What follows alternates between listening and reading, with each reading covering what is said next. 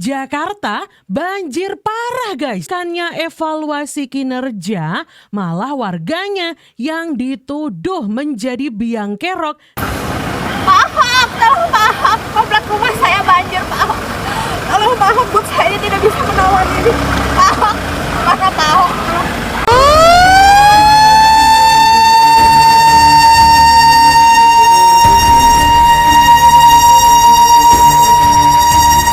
Jakarta banjir semakin parah sampai ada warganya yang dievakuasi, teman-teman. Dan Pak Pramono Anung dalam penanganannya dianggap blunder.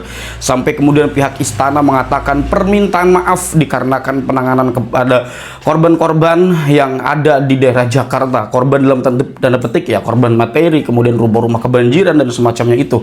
Dan bukan cuma di situ, Kang Deddy Mulyadi juga langsung turun ke jalan.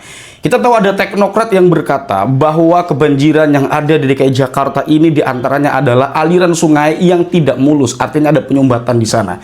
Dan ternyata memang ada sampah-sampah yang menyumbat, dan diantaranya adalah sampah-sampah itu katanya setelah disidak berasal dari DKI Jakarta itu sendiri, teman-teman.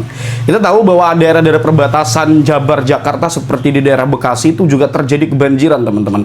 KDM langsung sidak. Penanganan yang dilakukan oleh Kang Deddy Mulyadi ini sangat tegas sekali. Ada pihak-pihak seperti penambang ilegal itu langsung disidak, bahkan diancam oleh Kang Deddy. Ya, kita tidak tahu nih penanganan Bapak Pramono Anung bagaimana. Coba kita perhatikan terlebih dahulu saja, teman-teman, sebelum nanti saya tampilkan ya. Silahkan nanti kita komen-komen dan kita bisa berdiskusi di dalam kolom komentar. Karena persoalan Jakarta persoalan kita bersama. Ya. Coba kita simak dulu nih. Bentar ya, pakai ini saja lah. Ya. Silakan. Dan bahagia selalu ya, amin. Waduh, parah bener. Jakarta banjir parah guys. Bukannya evaluasi kinerja, malah warganya yang dituduh menjadi biang kerok gara-gara buang sampah. Ya ampun Pak, Mbok ya eling, saking amburadulnya penanganan banjir Jakarta di tangan Bapak, pihak istana sampai-sampai harus turun tangan minta maaf langsung kepada warga Jakarta.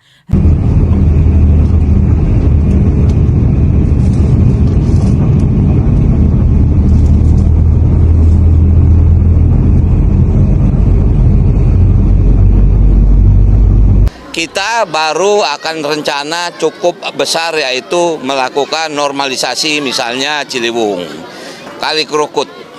Teman-teman sekalian, Kemang itu setiap tahun pasti banjir. Dulu Kali Kerukut luasnya 20 meter. Itu sekarang yang namanya Kemcik saja belakangnya cuma 3 meter. Itu realita yang terjadi. Harus dilakukan normalisasi. Kalau normalisasi, yang paling berat bukan masalah pembebasan lahannya, tapi sosialisasi ke masyarakatnya.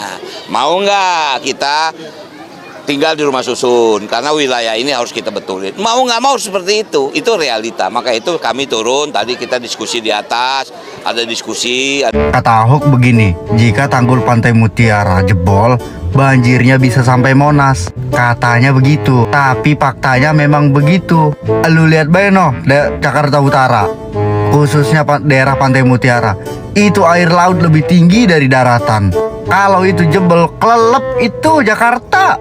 Lu kagak percaya? Coba main tuh ke daerah Pantai Mutiara. Lu lihat tuh tanggul, tinggi air laut dibanding daratannya. Solusinya bagaimana? Berak sekebon, cebok sendok.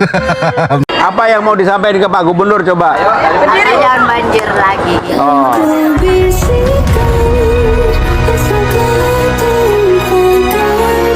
Bu, kalau saya buatin rusun, Ibu mau pindah nggak? 6 bulan gratis, tapi 1 rusun bayar. Kita kasih fasilitas yang bagus, supaya nggak kebanjiran lagi. Yang di sininya kita rombak, kita perbaiki. Kita udah tambah 3 pompa loh. Mudah-mudahan segera surut. Ya.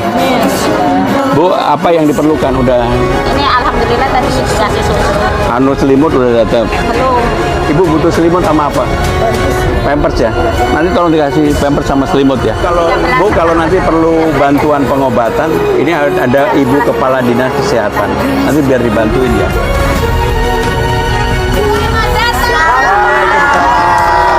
Udah berapa lama di sini? Apa yang mau disampaikan ke Pak Gubernur coba? Berdiri jangan banjir lagi. Oh. Mau nggak dipindahin ke rumah susun? Nanti kalau mau saya bangunin rumah susun. Bismillahirrahmanirrahim. Aku pegang erat-erat. Pak Gubernur mengucapkan terima kasih, anak-anak semuanya harus bahagia. Jadi semuanya dapat ya. Tiap tahun Jakarta banjir itu kenapa sih? Ada yang bilang gara-gara sampah, ada yang bilang gara-gara tata kota yang kurang baik, ada yang bilang gara-gara paras laut, emang kita di bawah paras laut. Banyak deh teorinya, tapi mungkin semuanya itu faktor yang benar ya, memang itu masuk akal gitu. Tapi kenapa waktu ada satu gubernur yang dulu itu bisa mengatasi banjir ini? Jadi itu masalahnya kenapa sih? Kenapa dia bisa tapi yang lain nggak bisa? Berarti bisa diatasin dong meskipun dengan faktor-faktor yang gue bilang tadi. Capek jir tiap tahun begini ya. Pikir enak tuh orang-orang dikasihan tuh rumahnya dimasukin air, nggak bisa ngantor, nggak bisa kerja ya. Gue nggak bisa gojek tizi gue, nggak ada yang pick up. Capek jir. Jakarta banjir terus di awal tahun, kok bisa sih? Hai semua, nama saya Alvin, saya seorang engineer teknik sipil dengan pengalaman kerja 10 tahun. Mari saya jelaskan secara sederhana tentang dua faktor penyebab utamanya. Jadi kalau di Jakarta udah hujan dari subuh sampai siang, itu udah red flag banget. Air hujan nih harus antri dulu buat masuk ke laut ataupun sungai. Jadi gak hanya mobil kita aja yang kena macet, air juga kena macet. Tapi kenapa Pak dia bisa macet Pak? Ini karena kapasitas drainase kita menurun. Kenapa dia bisa menurun? Karena banyak saluran kita yang dangkal akibat sedimentasi ataupun sampah. Kalian boleh belajar tentang koefisien Manning tentang bagaimana saluran yang tidak terawat itu bisa mengurangi kapasitas drainase. Oke, next, ini masalah kedua yang lebih struktural. Jakarta mengalami land subsidence atau penurunan muka tanah sekitar 5-6 cm per 1 tahun di beberapa daerah. Jadi bayangin aja dalam 5-6 tahun turunnya tuh 30 cm alias 1 penggaris ini. Ini artinya airnya makin naik tapi gak terlalu banyak, tanggul kita makin turun. Kapan-kapan saya bahas tentang seepage deh, dimana kalau airnya lebih tinggi daripada tanggul, akan ada semacam seepage atau rembesan. Balik ke penurunan muka tanah Jakarta, penyebab utamanya adalah pengambilan air tanah. Nah, jadi gini, air dalam pori-pori tanah tuh disedot keluar. Lalu sisa rongkanya itu memadat karena tekanan dari tanah itu sendiri. Itu kita sebut sebagai konsolidasi. Dan tekanan tanah sendiri adalah overburden pressure. Jadi tanahnya yang turun. Memang laut juga naik tapi gak terlalu banyak. Oke, terus solusinya apa dong? Yang pertama adalah kita keruk sedimentasi dan sampah-sampah dari saluran kita agar kapasitas saluran drainase kita meningkat. Lalu yang kedua adalah regulasi yang ketat terkait pengambilan air tanah, terutama yang masif ya. Lalu yang ketiga adalah siapin pompa jauh-jauh hari untuk kondisi hujan ekstrim. Oh ya, by the way, gubernur kita yang berlatar belakang geologi tuh ngerti banget soal beginian. Makanya pompa-pompa tuh disiapin sama dia, sambil pasukan orangnya dia itu kerja. Tapi ironinya, beliau malah masuk penjara, lalu digantikan sama yang berlatar belakang ekonomi. Ya malah banjir sampai sekarang, ya udah nikmatin aja lah. Nah itu yang bisa saya share kali ini. Menurut kalian ada faktor lain nggak? Tulis di kolom komentar pendapat kamu. Dan follow akun ini untuk belajar ilmu teknik sipil yang lainnya. Terima kasih. Kami menyampaikan permohonan maaf kepada seluruh masyarakat yang terdampak. Dan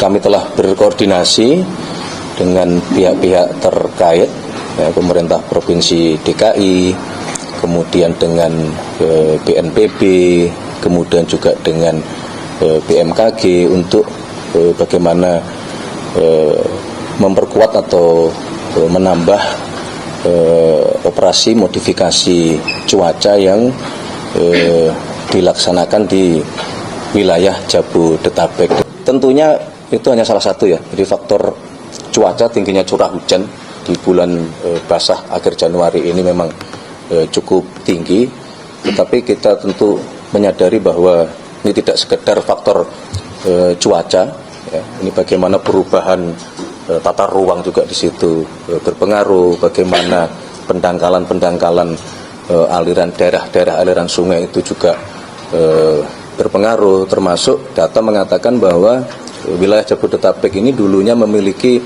kurang lebih 1.000 situ atau danau atau telaga yang itu menjadi reservoir daerah tangkapan air.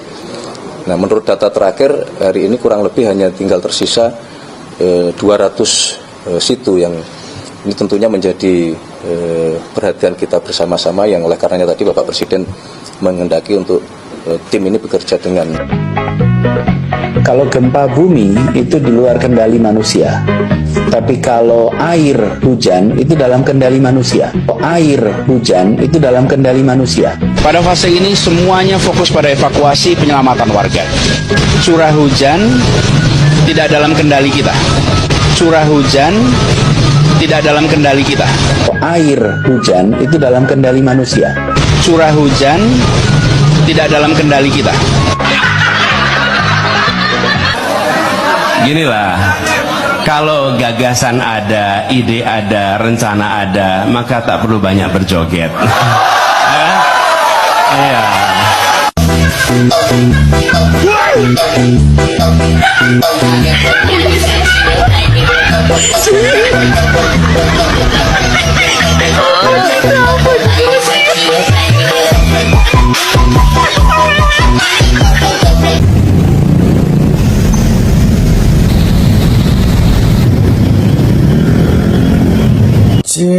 Banjir cuma itu kawan sedikit saya kong terbaca jalan aku pakai perahu deng.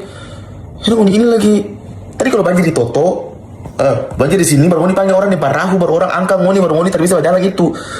Ini juga sama di kaki di bawah, pakai apa ngoni pakai kaki itu ada Toto. Kau takut Toto basah? Kok berjalan sih? Kau pikir kasih dapat orang saja nih. Orang sana lebih bantu, orang lebih penting, orang lain lebih penting daripada ngoni itu selfie di atas perahu deng.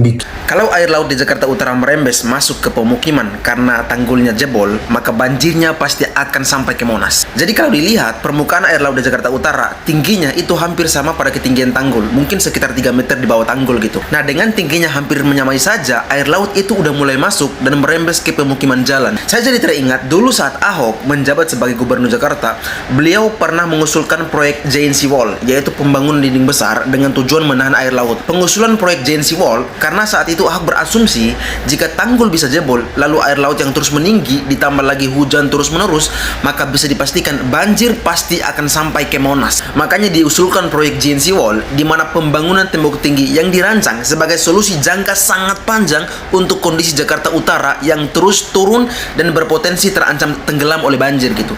Cuman proyeknya saat itu ditolak oleh beberapa pejabat karena mungkin terlalu memakan banyak anggaran dan berpotensi bisa dikorupsi gitu. Tapi benar juga sih, mau sebagus apapun proyeknya, jika mental korup pejabat kita masih ada, yang kalau lihat duit sebanyak itu busuk langsung hatinya. Jadi beberapa waktu lalu Basuki Cahayapurnama alias Ahok ngasih peringatan keras soal kondisi tanggul Pantai Mutiara, Penjaringan, Jakarta Utara. Menurut Ahok, kalau tanggul itu jebol saat air laut pasang dan hujan deras, maka air bisa masuk terus ke dalam kota, bahkan bisa sampai ke kawasan Monas. Kenapa? Karena Pantai Mutiara adalah titik terendah Jakarta Utara dengan elevasi di bawah permukaan laut. Ahok bilang skenario terburuknya air laut masuk, pompa kewalahan, jalur air menuju pusat kota terbuka lebar. Dan kondisi ini disebut sebagai bom waktu buat Jakarta Utara. Pertama, banjirop Jakarta Utara memang sudah makin parah. Laporan PIK, Buana Baru, tweet semua menunjukkan permukaan tanah turun 5-10 per tahun. Yang kedua, rencana proyek raksasa NCICD atau Giant Seawall sampai sekarang belum beres. Yang padahal proyek itu dibuat untuk mencegah skenario seperti yang Ahok bilang, air laut menerjang sampai ke pusat kota. Kalau tanggul jebol, tapi waduk tidak bisa menahan debit air, maka limpasan airnya bisa langsung mengarah ke pusat kota. Gubernur DKI Jakarta bahkan bilang, saya berharap skenario Ahok itu salah.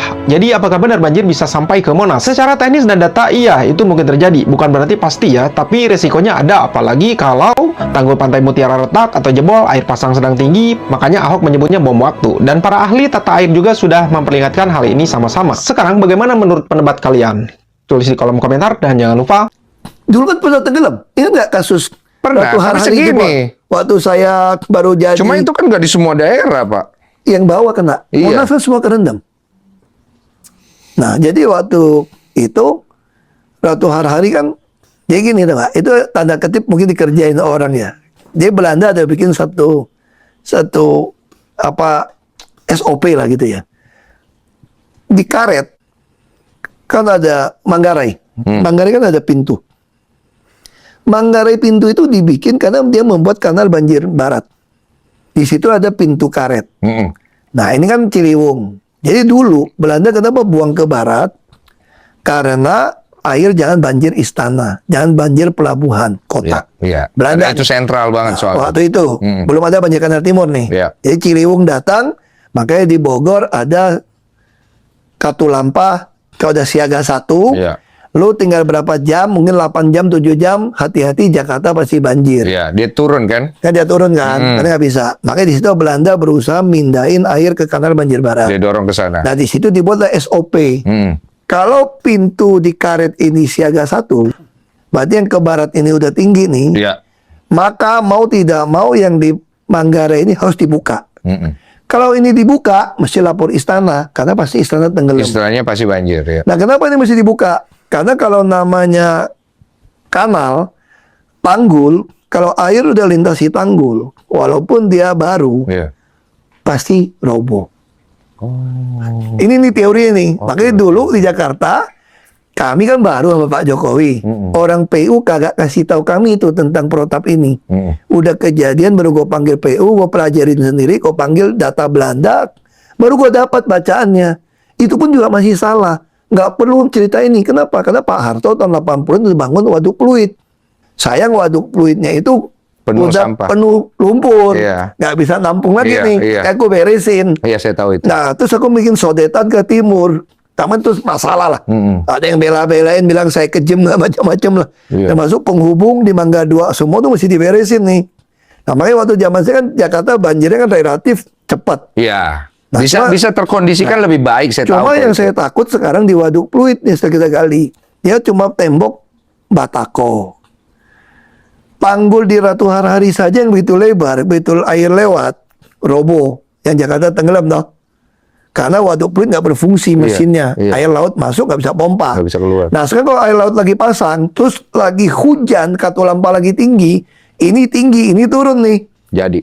Nah terus kalau laut itu sekarang katanya kan ada istilahnya apa ya, global warming gitu ya. Iya. Ada angin, typhoon segala macam, ombak kan relatif lebih tinggi, lebih keras.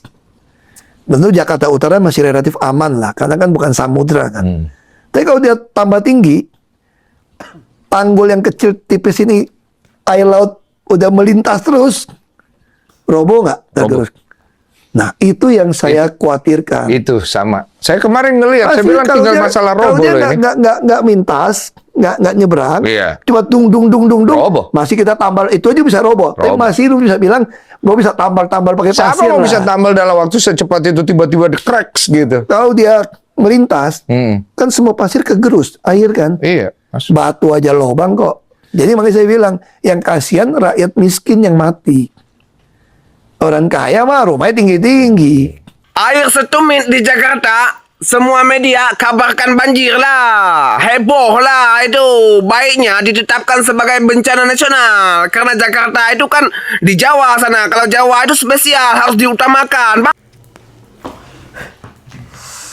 Oke, saya kira itu sudah cukup lah ya untuk melihat bagaimana para korban yang ada di DKI Jakarta merasa keberatan tentang kebijakan yang dilakukan oleh Bapak Pramono Anung. Saya kira Bapak Pramono Anung ini terlalu melihat faktor eksternal ya, faktor yang di luar kendali pemerintahan.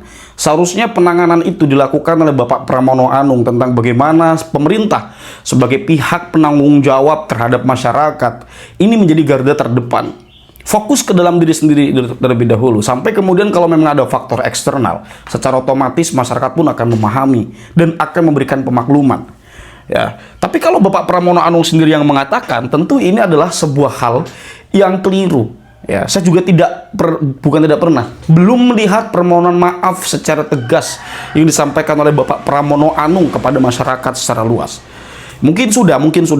Saya tidak mengatakan Bapak Pramono Anung tidak mengatakan maaf. Tapi mungkin karena saya yang belum menyimak ya, karena memang beredar lah, saya cari di media itu, saya nggak ngerti ini apakah video Bapak Pramono Anung yang sekarang atau banjir-banjir yang lalu. Karena kalau kita mengingat bagaimana kebanjiran yang ada di DKI Jakarta ini, teman-teman, bukan pekan ini saja, pekan-pekan yang lalu, bulan-bulan yang lalu, setahun yang lalu, bahkan dari tahun-tahun berikutnya, dari sebelum rezim Pak Pramono Anung itu sering terjadi kebanjiran. Kendati pun begitu, teman-teman, seharusnya Bapak Pramono Anung ngerti bahwa ada survei yang mengatakan bahwa penanganan banjir ini, dan ada beberapa pengamat juga yang mungkin juga bisa dikonfirmasi melalui bagaimana pendapat masyarakat atau warga DKI Jakarta bahwa penanganan banjir ini cukup efektif di era Bapak Ahok.